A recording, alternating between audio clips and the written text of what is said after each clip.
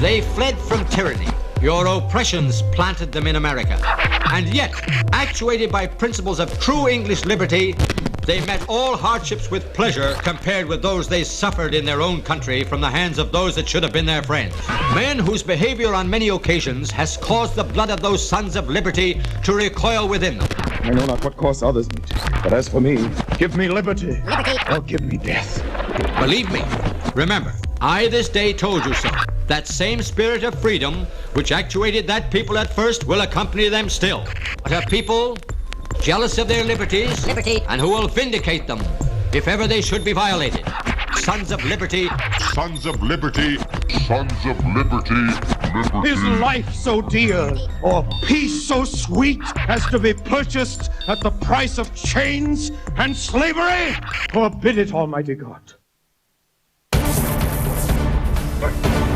It appears as though something has happened in the motorcade route. Something, I repeat, has happened in the motorcade route.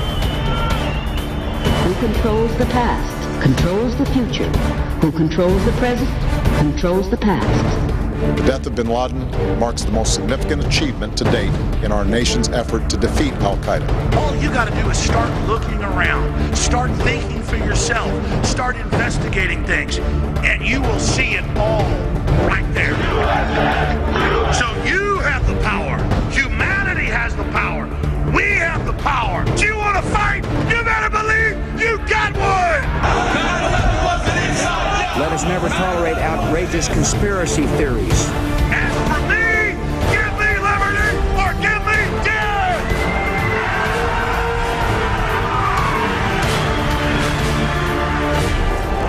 The answer to 1984 is 1776. Welcome to the InfoWars Nightly News. I'm your host, Jakari Jackson. This is what we have in store for you for this March 25th, 2013 edition. Tonight, while the Department of Homeland Security continues to ignore members of Congress who are demanding to know why the federal agency is engaged in an apparent arms buildup, the DHS has just announced it plans to purchase another 360,000 rounds of hollow point ammunition, this adding to the 2 billion bullets already purchased over the past year. Meanwhile, a retired Army captain says Americans may have to prepare to defend themselves against the Obama administration's coup against the American people. Next, a vial containing a potentially harmful virus has gone missing from a laboratory at the University of Texas. Plus, best-selling author and historian Jim Marrs in studio. And a total paradigm shift with Billy Corgan of Smashing Pumpkins. The entire interview with Alex Jones up next on the InfoWars Nightly News. And welcome back. Top story headline: DHS to buy 360,000 more rounds of hollow point ammunition. You can see the Drudge link right there, Miss Napolitano. Yes, I do swear to shoot you with these bullets. And we'll look at the article right here. Our current count is about 2 billion bullets, but it varies from agency to agency, different reports. Another 360,000 rounds of hollow point ammunition to add to roughly 2 billion bullets. A solicitation of the Federal Business Opportunities website details that DHS is planned to purchase 360,000 rounds of commercial leaded training ammunition. You can see the quotes right there. Although the DHS has attempted to explain its mammoth purchase of ammunition by claiming the bullets are being acquired in bulk to save money and that they are for training purposes only, this has been disputed. Of course they're not doing this to save you money, because jacketed hollow point bullets are twice as expensive as your normal bullets, as the article points out. So they're saying, yeah, we use these to practice with. Well, you're supposed to practice with what you shoot from the last time I checked. And if you practice with, flat top ammunition, then you need to shoot flat top ammunition. If you practice with hollow points, you need to shoot hollow points. But like, as we already pointed out, I mean, your hollow point ammunition is much more expensive, especially if you buy in bulk. So why in the world would you buy something so expensive to use? It makes absolutely no sense. And not just that, the quantity of it, people vary in their opinion. I believe the last number I was told was they bought enough ammunition for what is it, 30 years, 20 or 30 years, and that's calculating the ammunition used at the height of the Iraq War. So it's a whole lot of bullets for target practice. I have no idea why you need that. But it ties into our next story. Retired Army captain warns DHS acquisitions are a bold threat of war against the American people. And you can see, retired United States Army Captain Terry Hastelow publicly voiced grave concerns over the DHS's absurd acquisitions, posting a letter to Senator John Cornyn on Facebook labeling the Obama administration's recent appropriation of weapons a bold threat of war against American citizens. And he goes on to say, you can see his quotes right there, "It is with gravest concern that I write you today concerning the recent appropriation of weapons by the Department of Homeland Security that can only be understood as a bold threat of war by the agency." Now, he has a very good point, pointing out not just the bullets, but also I believe it's 2,000 plus weapons, fully automatic AR-15s that were purchased by the Department of Homeland Security, even though they say they don't want you to have one. They bought fully automatic ones, and also tanks. And that actually goes into our next article. Video, hundreds of DHS armored trucks on the move. And we'll play this video for you in just 1 second. You can see right there, and just let it run. And I want everybody to take into account how many trucks are on this train. Look at all those armored personnel vehicles. I mean, those things are supposed to be mine-proof, or excuse me, at least mine-resistant. And you'll see in just 1 second, yeah, there are some dump trucks and other things on there. But a good number of those trucks are armored personnel vehicles. And people say, well, those are for the military. I'm sure the military does use things like that, but we showed you the video last week, I believe it was, or maybe the week before, of the guy from DHS saying, hey, these are for us. They have DHS painted all over the vehicles. They have police painted all over the vehicles. So yes, the military may use things like that, but DHS is planning to use them as well. And for what reason, you might ask? They say it's for warrant enforcement. That's not us saying that. That's what they said they plan to use these things for, warrant enforcement. Your neighborhood police drive around in a sedan, black and white. They use that for warrant enforcement. So I'm curious what the DHS needs these big tank-like things for. And maybe they are going to use them for warrant enforcement. But my thing is, if they use these for warrant enforcement, what are they going to use for some actual tactical situation? Are they going to fly down the Death Star when they have another Chris Dorner?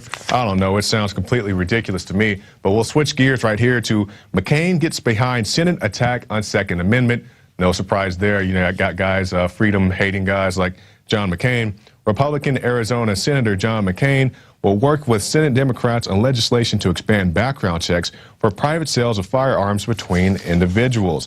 The article goes on to say, arguments presented by Democrats have consistently portrayed the Second Amendment as a hunting and self-defense right. The founders, however, insisted the Second Amendment was included in the Bill of Rights so that citizens would be sufficiently armed to resist tyranny. Senate Majority Leader Harry Reid, a Nevada Democrat, will introduce bipartisan gun violence legislation on the Senate floor in April.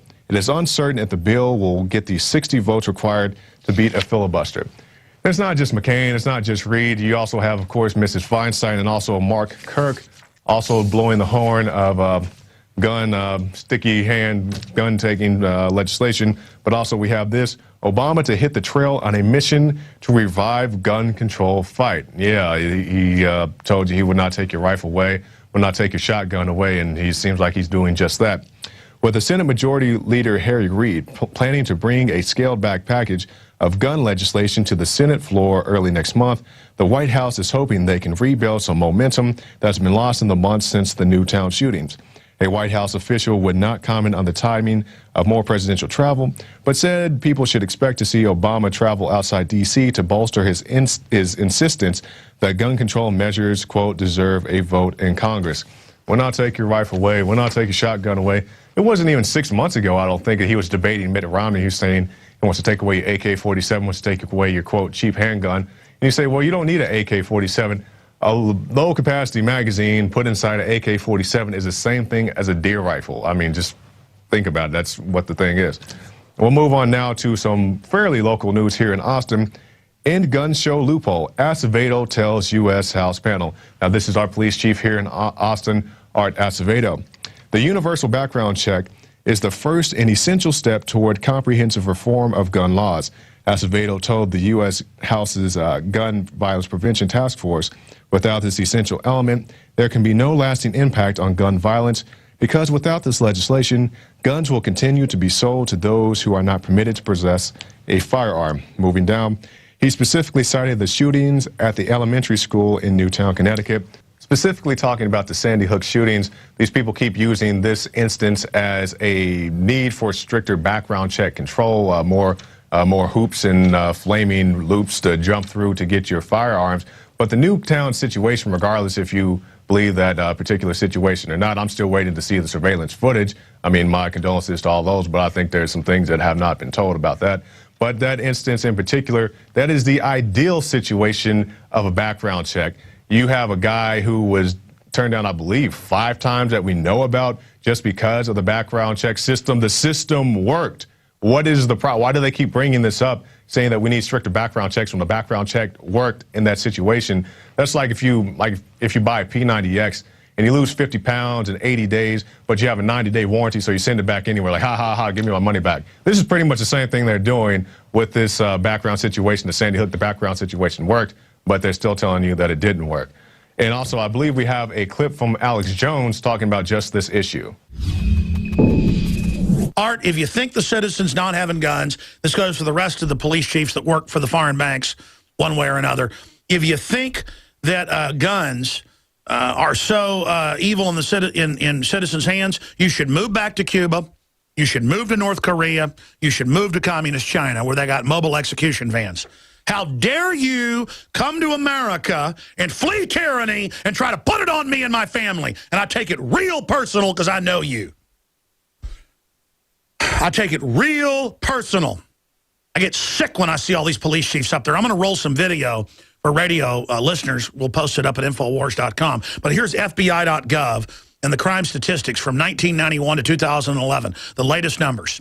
A 49% drop in violent crime nationwide on average. And you can look at the graph of gun ownership. It goes up. The crime goes down. You know that. You know, within 1 year of Texas having concealed carry, violent home invasions, carjackings, and other aggravated assaults went down by more than 30%. You know, more than 25% in Florida. And you know the same similar number in every stinking state in this country. And I am sick of you and your hoax. You want our guns because the globalists are getting ready to implode this country. And you want us to be like people in Mexico who had their guns taken 100 years ago and who have been slaves ever since. Mexico has a total ban on citizen guns, and they have the highest gun crime rate in the world. There's your message, Arte Saveda. Go ahead and go get your Justice Department job. Maybe you'll really show off for them. Maybe you'll go to the Justice Department and be like Eric Holder, who was involved in Oklahoma City. Maybe you'll go there and teach us how to ship guns into Mexico to kill thousands of innocent people so you can blame it.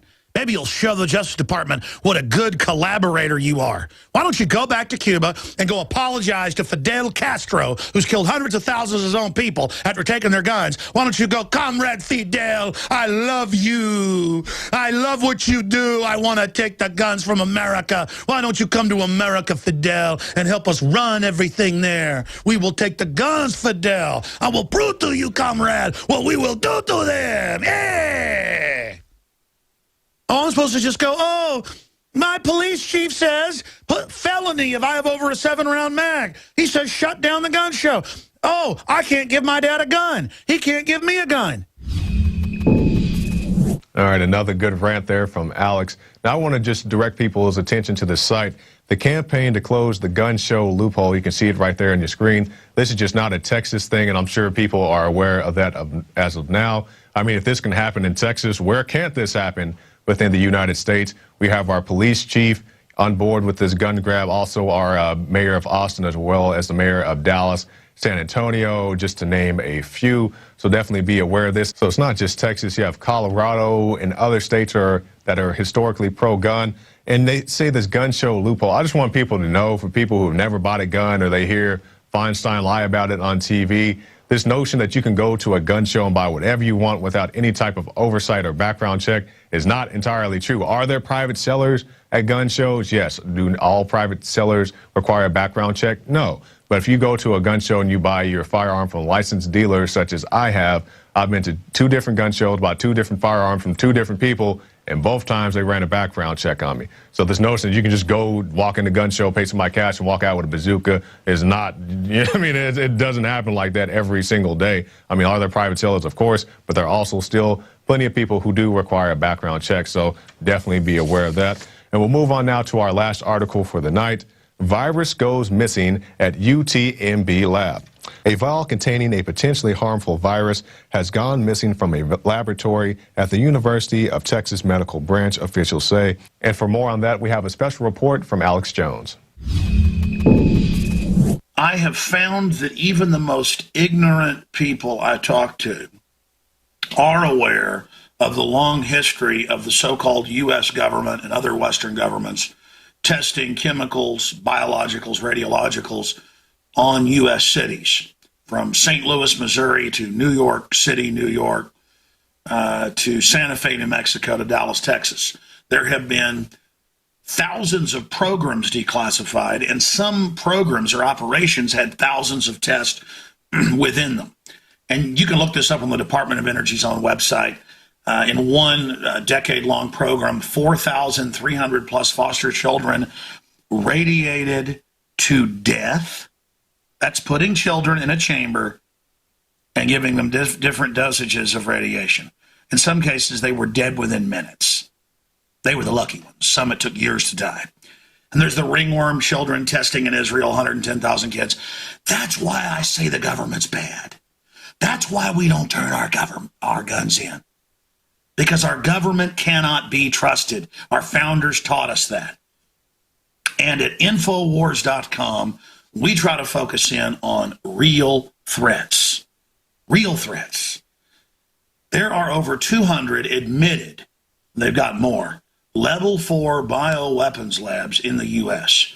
There were only about 100 10 years ago. They've doubled them. And they develop bioweapons, airborne Ebola, just one example, weaponized mousepox that kills 90+% of humans it comes in contact with. And the one facility out of over 200 that I fingered as the type of place I expect something bad to happen at is the Galveston facility, built on a barrier island that is the biggest U.S. loss of life from a natural disaster ever. Almost 10,000 people died when a hurricane hit it 100 years ago. You can look that up. And it gets totally flooded all the time, devastated all the time. And they've got a level 4 bioweapons lab there in a level 2 facility. That means swipe cards and kind of little glass enclosure lab areas. And they've got everything. They've got weaponized stuff in there that is airborne and kills almost everybody that comes in contact with it. Now they have missing enough of a type of hemorrhagic fever or Venezuelan jungle fever that's airborne, and that they thought was a bioweapon attack back in the 90s when it first showed up because it was so deadly. And then, of course, our loving government got samples of it, cultured it, and now a container of it, enough to infect millions of mice and rats, that's who spreads it, is now missing. And of course, it may turn out, later that it was just misplaced. The point is that this is the type of cover story they're going to use when they release a 13 monkey type scenario. And I covered that in my film, End Game Blueprint for Global Enslavement. Now, this story's out, and everybody's saying, Alex, you got to cover it. This is not the first time this lab has had problems. It's been hit by hurricanes and had massive damage. Now, a level 4 is supposed to have 3 rows of fence, machine gun nest, minefield, and then it's supposed to be underground at least 3 stories with explosive fire bombs in it to burn out everything if anything gets released. It's automated. Of course, they just don't do that. That's the international treaties.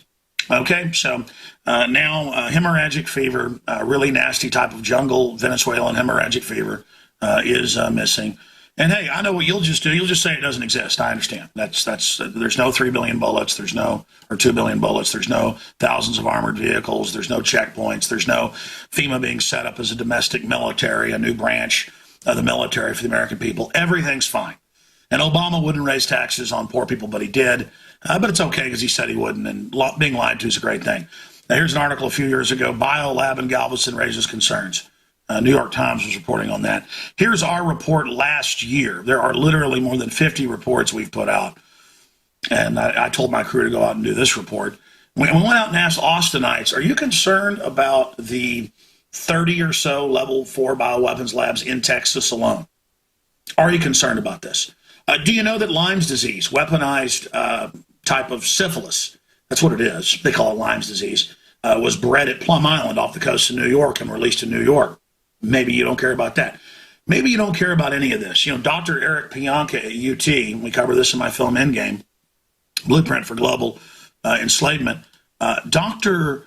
Eric Pianka, he came out 4 or 5 years ago and said, we need to reduce world population by 90%, and I can't wait till the airborne Ebola is released. Me and my family are ready to die. We're sad about it, but it's for the earth. And he gave a speech to the Texas Academy of Sciences and was given a standing ovation when he said similar things. So, you know, the FBI went and visited him about it, but it's par for the course. He had graduate students and people sending me emails saying he doesn't go far enough. We need to get rid of all humans. And then I looked up one of the graduate students, now a PhD doctor, and she was working in level 4 bioweapon lab in Southern California. These are people that say kill everyone, and they're working in biology at UT in bioweapons areas like Pianka has access to. Well, he's the head of one of the departments. And on his own official UT website, last time I checked, been up there for like 6-7 years, he talks about how much he loves Lucifer. I don't know, loves Lucifer, wants everybody to die, and his graduate students all swarmed in on me. And I looked up one of them that said all humans should die, and she works in bioweapons. It's just, you know, not a big deal, nothing to look into or anything. You know, I'm an extremist, I'm a bad man. Let's just trust a government that's been caught killing tens of thousands of us and different secret tests that they've declassified. Let's just trust these people. Everything's fine. And let's just trust the fact that they're gearing up for domestic warfare with 2 billion plus bullets and thousands of armored vehicles and domestic security forces that they all admit. I am begging all of you to go to Infowars.com and to go to this area of the site. A retired Army captain warns DHS acquisitions are bold threat of war against the American people, and that a coup d'etat is taking place. And it's a soft coup. You'll never hear about it. It's just, oh, now we have checkpoints in America. Now we can disappear you. Now we can drone you. It's all happening. It's all happening. If you don't have checks and balances, strong men come in, special interests come in and take everything because it's an act of total domination. So we'll get this video that I'm shooting right now up on Infowars.com. There's an important rebroadcast today I'm doing 4 to 6 p.m. on Agenda 21 and with George Norrie with the syndicated Sunday show that's usually live. And I'll be back tomorrow live, 11 a.m. Central with the big official radio show. But everything is accelerating. Everything is accelerating. They're coming after the guns, everything. I told you they would. Your denial is what is empowering them. Get up, speak out, get involved, defend the Republic. Alex Jones signing off for Infowars.com on the real threat of bioweapons labs filled, in some cases, with hundreds of pathogens that will kill 9 out of 10 people. And that's conservative. Some mousepox estimates are 98+%. And guess what? Universities in the U.S. just did last year. They released the recombinant breakdown on RNA and DNA in viruses, bacteria, you name it, to be able to create hundreds and hundreds of different bioweapons that can be done in labs for a few $100,000. That way they have plausible deniability when they release it.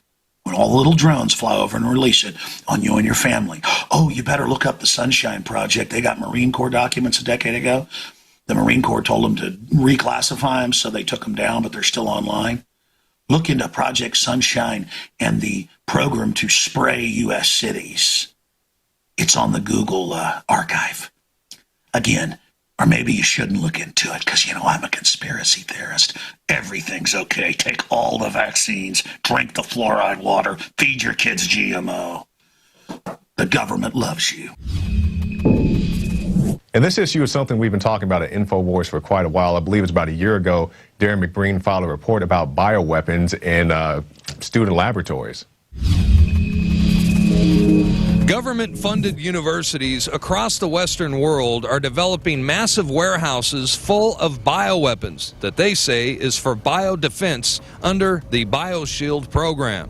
Airborne Ebola, smallpox, bubonic plague, bird flu, and the H1N1 superbug are being weaponized and kept in moderately secured facilities like at the Galveston National Laboratory on the campus of the University of Texas. Now, this may be one of the biggest threats we now face, as the risk of a deadly virus escaping one of these laboratories and starting a global pandemic, well, it is a clear and present danger. Weaponized airborne Ebola, super weaponized viruses and bacteria that kill over 90%, 9 out of 10 people on your street dead. The National Research Council, which is an arm of the National Academy of Sciences, released a report concerning potential hazardous risk associated with the new multi-million-dollar infectious disease research lab currently under construction in Kansas. It's located only 120 miles west of Kansas City. It's called the National Bio and Agro Defense Facility, and even though it's a Level 4 biolab, which is the highest secured rating issued by the CDC, the expert panel found that there is nearly a 70% chance that a disease will escape the laboratory during its planned 50-year operational lifespan. And it went on to say that the U.S. Department of Homeland Security has not adequately gauged the potential risk of a dangerous airborne pathogen escaping the compound. Let me put this in layman terms. A Level 4 bioweapons lab should be 3 floors under the ground, barbed wire fences, minefields, and machine guns, and a system that if the super germs get out, they pull a lever, alarms go off, and the whole place goes up in flames. But instead, the global elite are storing it in Level 2 facilities like the University of Texas at Galveston behind a glass door with a swipe card, right there in Petri dishes. And they're doing this so that when they release it to massively reduce population, they can claim it was an accident.